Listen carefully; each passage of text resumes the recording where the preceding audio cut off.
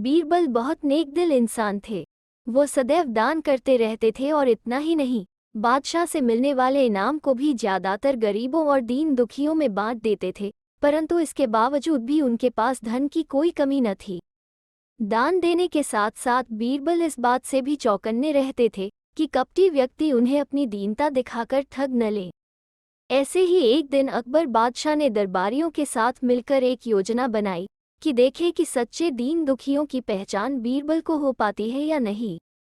बादशाह ने अपने एक सैनिक को वेश बदलवा कर दीनहीन अवस्था में बीरबल के पास भेजा कि अगर वो आर्थिक सहायता के रूप में बीरबल से कुछ ले आएगा तो अकबर की ओर से उसे इनाम मिलेगा।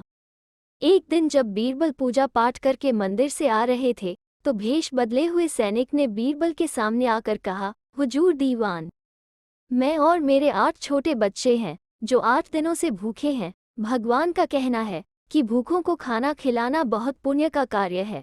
मुझे आशा है कि आप मुझे कुछ दान देकर अवश्य ही पुण्य कमाएंगे।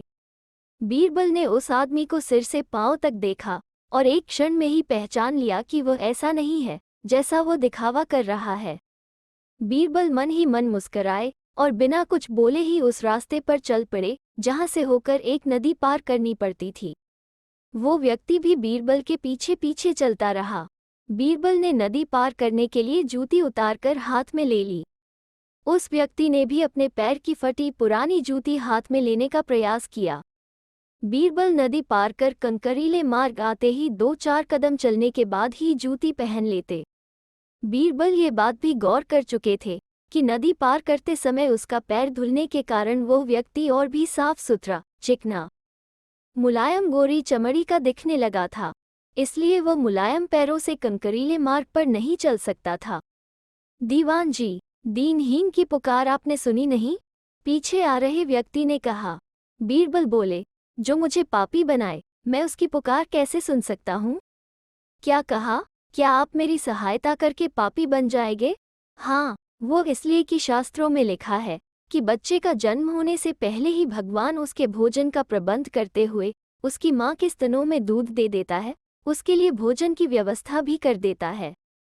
ये भी कहा जाता है कि भगवान इंसान को भूखा उठाता है पर भूखा सुलाता नहीं है। इन सब बातों के बाद भी तुम अपने आप को 8 दिन से भूखा कह रहे हो। इन सब स्थितियों को देखते हुए यही समझना चाहिए कि भगवान तुमसे रुष्ट हैं और वो तुम्हें और तुम्हारे परिवार को भूखा रखना चाहते हैं, लेकिन मैं उसका सेवक हूँ। अगर मैं तुम्हारा पेट भर दूँ तो ईश्वर मुझ पर रुष्ट होगा ही। मैं ईश्वर के विरुद्ध नहीं जा सकता, न बाबा ना। मैं तुम्हें भोजन नहीं करा सकता क्योंकि यह सब कोई पापी ही कर सकता है। बीरबल का ये जवाब सुनकर वो चला गया। उसने इस बात की बादशाह और दरबारियों को सूचना दी। बादशाह अब ये समझ गए कि बीरबल ने उसकी चालाकी पकड़ ली है। अगले दिन बादशाह ने बीरबल से पूछा, बीरबल, तुम्हारे धर्म कर्म की बड़ी चर्चा है, पर तुमने कल एक भूखे को निराश ही लौटा दिया, क्यों? आलम पर ना आ, मैंने किसी भूखे को नहीं बल्कि एक ढोंगी को लौटा दिया था, और मैं ये बात भी जान गया हूँ कि वो ढोंगी आपके कहने पर मुझे बेवकूफ़ बनाने आया था। अकबर ने कहा, बीरबल, तुमने कैसे जाना कि यह वाकई भूखा न होकर ढोंगी है? उसके पैरों और पैरों की चप्पल देखकर ये सच है कि उसने अच्छा भेष बनाया था, मगर उसके पैरों की चप्पल कीमती थी। बीरबल ने आगे कहा, माना कि चप्पल उसे भीख में मिल सकती थी, पर उसके कोमल मुलायम पैर तो भीख में नहीं मिले थे, इसलिए कनका की चुभन सहन न कर सके। इतना कहकर बीरबल ने बताया कि किस प्रकार उसने उस मनुष्य की परीक्षा लेकर जान लिया था कि उसे नंगे पैर चलने की भी आदत नहीं, वो दरिद्र नहीं बल्कि किसी अच्छे कुल का खाता कमाता पुरुष है। बादशाह बोले, क्यों न हो, वो मेरा खास सैनिक है। फिर बहुत प्रसन्न होकर बोले, सचमुच बीरबल, हम तुमसे बहुत खुश हुए। तुम्हें धोखा देना आसान काम नहीं है।